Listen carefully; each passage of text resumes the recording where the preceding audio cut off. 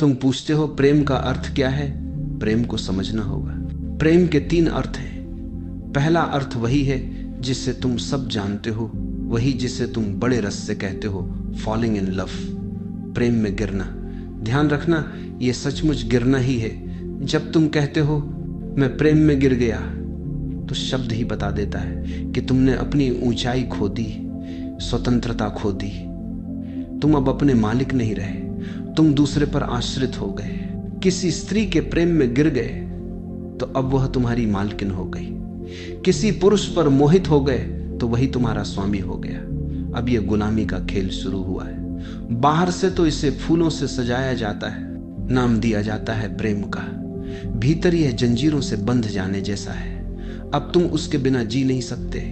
उसके बिना जीवन अधूरा लगता है, सूना लगता है। आत्मा खाली खाली लगती है। तुम्हारे भीतर एक रिक्तता का बोझ आ जाता है जो केवल दूसरे के सहारे भरता है। और ये बहुत अजीब है, जिसके ऊपर तुम निर्भर हो जाते हो वही तुम्हारा मालिक बन जाता है। और मालिक होना किसी को भाता नहीं। गुलामी सुख कर नहीं हो सकती। यही कारण है कि ऐसे प्रेम के सारे रिश्ते अंततः पीड़ा में बदल जाते हैं। आनंद के वादे से शुरू होते हैं, कलह और क्लेश पर जाकर समाप्त होते हैं। क्योंकि कौन है जो अपनी आत्मा को बेच देना चाहता है? तुम प्रेम के नाम पर गुलाम बनते हो। और यह केवल एक तरफा नहीं होता, दूसरा भी तुम्हारा गुलाम बन जाता है। पति पत्नी को बांधता है, पत्नी पति को बांधती है। दोनों एक दूसरे पर स्वामित्व थोपते हैं। यह परस्पर शोषण है। इसे प्रेम कहा जाता है, पर यह प्रेम नहीं है। धीरे धीरे दोनों आत्माएं मर जाती हैं, दोनों विकलांग हो जाते हैं। विवाह एक तरह से बच्चों की लंगड़ी दौड़ जैसा है। 2 बच्चों की एक एक टांग बांध दी जाए और फिर उनसे कहा जाए दौड़ो। अब वे 3 टांगों से दौड़ेंगे। यही विवाह है। 2 लोगों की स्वतंत्रता को बांध दिया गया है। अब दोनों बाधा बन जाते हैं। एक पूर्व की ओर जाना चाहता है, दूसरा पश्चिम की ओर। एक तेजी से बढ़ना चाहता है, दूसरा धीमा चलना चाहता है। अब दोनों को समझौता करना पड़ता है, हर बार झुकना पड़ता है। और जब तुम मजबूरी में झुकते हो, भीतर आग उठती है, कलह वहीं से जन्म लेती है। याद रखो, ये दोस्ती नहीं है, ये प्रेम नहीं है। ये तो एक तरह की दुश्मनी है, बस नाम बदला हुआ है। इसी से तुम देखते हो पति पत्नी से खफा है, पत्नी पति से खफा है। बोले या न बोले, भीतर गुस्से की लहर है। कारण पति नहीं है, कारण पत्नी नहीं है, कारण है निर्भरता, कारण है गुलामी। और गुलामी से बड़ा अपमान मनुष्य के लिए कुछ नहीं है। यह साधारण प्रेम है, वही प्रेम जिसे सब जानते हैं, जिसे सब जीते हैं। इसी प्रेम ने जीवन को नरक में बदल दिया है। इसी प्रेम के बारे में रहीम ने कहा था, प्रेम पंथ है सो कठिन। लेकिन सच कहूं तो यह कठिन नहीं है, यह तो बहुत सहज है। हर कोई इसमें फंस जाता है। हर घर में यही चल रहा है, हर परिवार में यही कहानी दोहराई जाती है। कठिनाई कहाँ है? कठिनाई वहां है जहां दूसरा प्रेम जन्म लेता है। वह प्रेम जिसे प्रेम में गिरना नहीं कहा जा सकता, बल्कि प्रेम में होना कहा जा सकता है। बीइंग इन लव, यह कुछ और ही है। इसका स्वरूप मैत्री का है, स्वतंत्रता का है। खलील जिब्रान ने बहुत सुंदर कहा है कि प्रेमी वैसा होना चाहिए जैसे मंदिर के 2 स्तंभ। देखो, इन स्तंभों को वे न तो बहुत पास हैं न बहुत दूर। अगर ये बहुत पास आ जाएं तो मंदिर गिर जाएगा, और अगर बहुत दूर हट जाएं तो भी छत टिक नहीं पाएगी। संतुलन चाहिए, थोड़ी दूरी, थोड़ी नजदीकी, तभी मंदिर टिकता है। सच्चे प्रेमी वैसे ही होते हैं, न बहुत पास न बहुत दूर, थोड़ा फासला, ताकि स्वतंत्रता बनी रहे, ताकि एक दूसरे की सीमाओं पर अतिक्रमण न हो, ताकि स्वतंत्र आत्मा अपनी धुन में गा सके। मुझे याद है, एक छोटा बच्चा मेरे साथ बगीचे में घूम रहा था। वहां एक तख्ती लगी थी, नो ट्रेसपासिंग, प्रवेश निषिद्ध। बच्चे ने पढ़ा, थोड़ी देर सोच में डूबा रहा। मैंने पूछा, क्या सोच रहे हो? वो बोला, मैं ये सोच रहा हूं कि दुनिया में कहीं ऐसी भी तख्ती लगी होगी, ट्रेसपासिंग, कि यहां प्रवेश आमंत्रित है। और मैंने सोचा, बच्चे की बात सच है।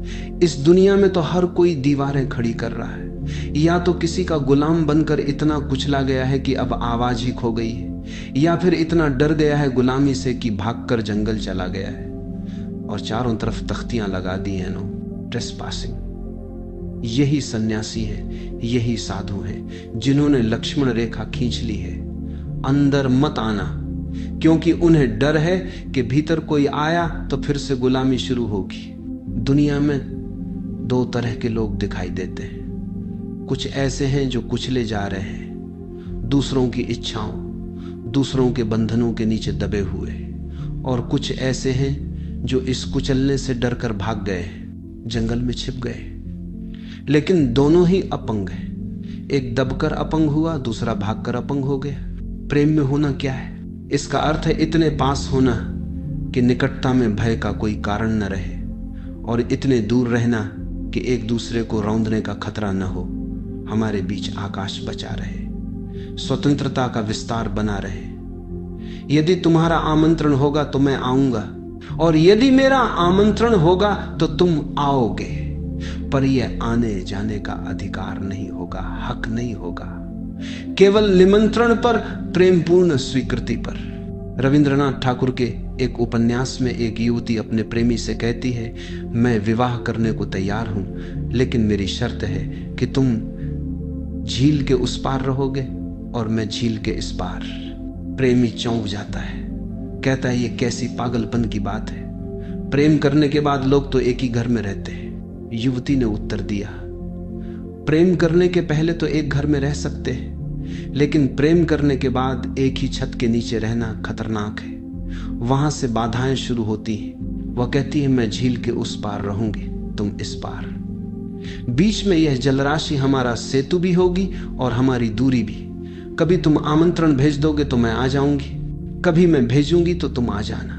कभी संयोग से झील पर नौका विहार करते मिल गए तो वह मिलन और भी मधुर होगा। कभी सुबह के समय पेड़ों के नीचे घूमते अचानक आमना सामना हो गया तो यह सहज मिलन और भी प्रीतिकर होगा। लेकिन यह संबंध गुलामी में नहीं है, बदल जाएगा। तुम्हारे बिना बुलाए मैं नहीं आऊंगी, और मेरे बिना बुलाए तुम न आना।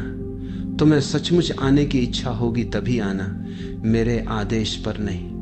और मुझे भी आना होगा तो अपने भीतर से आऊंगी, केवल तुम्हारे बुलावे पर नहीं। स्वतंत्रता का यह आकाश यदि प्रेम में बना रहे तभी प्रेम का फूल खिल सकता है। यह दूसरा प्रकार का प्रेम है, कठिन है, हर कोई इसे नहीं जी सकता।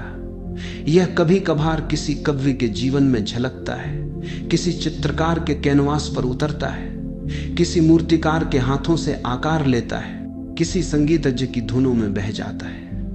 आम आदमी इससे अछूता रह जाता है। पहला प्रेम साधारण है, भेड़ चाल का प्रेम, भीड़ का, सामान्य जन का, फॉलिंग इन लव। दूसरा प्रेम थोड़ा ऊंचा है, संवेदनशील, प्रतिभाशाली मनुष्यों का, बीइंग इन लव। लेकिन रहीम जिस प्रेम की बात कर रहे हैं वह तीसरा प्रेम है। वह तो दुर्लभ है, अति कठिन है। पहला प्रेम फॉलिंग इन लव, प्रेम में गिरना। दूसरा प्रेम बीइंग इन लव, प्रेम में होना। और तीसरा प्रेम बीइंग लव, प्रेम ही हो जाना।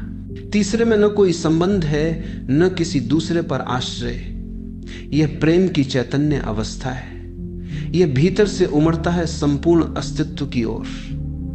यह उस कोयल के स्वर की ओर भी बहता है, इन चहचहाते पंछियों की ओर भी। यह सूरज की सुनहरी किरणों से लेकर वृक्षों की हरियाली तक फैलता है। यह मनुष्यों तक भी जाता है और फिर मनुष्यों के पार भी। लेकिन सच तो यह है कि किसी के प्रति इसका सवाल ही नहीं है, इसका कोई गंतव्य नहीं है। ये तो जैसे झरना फूट रहा हो पर्वत की गहराई से, जैसे फूल से सुगंध उठ रही हो, बिना पते, बिना ठिकाने, बिना दिशा। न डाकघर जाना है, न डाकिए के सहारे पहुंचना है। ये तो सीधे आकाश में उड़ता जाता है। जिसे ग्रहण करना है कर ले, जिसे न करना हो न करे। जैसे दीपक से प्रकाश झरता है, प्रकाश केवल झरता है, यही उसका स्वभाव है। कोई मांगे या न मांगे, उसे क्या फर्क। रहीम जिस प्रेम की बात कर रहे हैं वह यही है। ये प्रेम बुद्धों का है, ये प्रेम उन्हीं का है जो ध्यान की अंतिम गहराइयों तक पहुंच गए। ये प्रेम ध्यान का प्रसाद है, ध्यान का पुष्प है, और ये सरल नहीं है। साधु संत जैसी सस्ती बातें इसमें काम नहीं आती, ये तो बहुत दुर्लभ है। रहीम कहते हैं, रहीमन में तुरंग चढ़ी चलिबो पावक माही, प्रेम पंथ ऐसो कठिन सब कोई निभात ना है। ये मार्ग सबके लिए नहीं है, ये केवल विरले पुरुषों के लिए है, जो सजग हो गए, जो पूर्ण जागरण को छू गए, वही तीसरे प्रेम को जी सकते हैं। और जो इस तीसरे प्रेम को जान लेता है वही परमात्मा को जानता है। याद रखो, मंदिर में फूल चढ़ा देना, दिया जला देना, आरती उतार देना, सत्यनारायण की कथा करा लेना, या मरते वक्त पंडित से राम राम जपवाना, इनसे कुछ नहीं होता। रहीम जिस प्रेम की बात कर रहे हैं वह तो परमात्मा तक ले जाने वाला सेतु है। गौरी शंकर पर चढ़ जाना आसान है, चांद सितारों तक पहुंच जाना आसान है, सबसे कठिन है प्रेममय हो जाना। तुम्हें तीसरे प्रकार के प्रेम को सीखना होगा। केवल प्रेम करना नहीं, केवल संबंध बनाना नहीं, तुम्हें स्वयं प्रेम हो जाना होगा।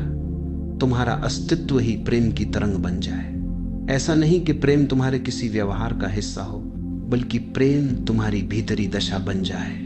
याद रखो, पहला प्रेम केवल काम वासना है, देह की भूख है, एक प्रकार की तृष्णा है। दूसरा प्रेम मैत्री है, थोड़ी ऊंचाई है, थोड़ी गरिमा है, उसमें स्वतंत्रता की सुगंध है। लेकिन तीसरा प्रेम करुणा है, और जब प्रेम करुणा में बदलता है तब वह परमात्मा का द्वार हो जाता है। लेकिन इस करुणा तक पहुंचने का एक ही मार्ग है, ध्यान। इसके अतिरिक्त कोई और उपाय नहीं। यदि तुम ध्यान को टालते हो तो करुणा कभी नहीं खिलेगी, क्योंकि प्रेम का वास्तविक अर्थ यही है कि तुम अपने मस्तिष्क से हृदय में उतर आओ। अभी तुम सिर में कैद हो, तुम्हारा दिमाग तुम्हें बांधे हुए है, और जो कुछ भी तुम करते हो, जप, मंत्र, नाम स्मरण, सब उसी दिमाग में चलता रहता है। तुम्हारे साधु संत कहते रहते हैं राम हरि जपते रहो, पर मैं तुमसे पूछता हूं, वह राम हरि कहां जपोगे? केवल मस्तिष्क में। और मस्तिष्क में जो कुछ भी चलता है वह शब्दों का खेल है, ध्वनि का जाल है, वह हृदय तक नहीं पहुंचता।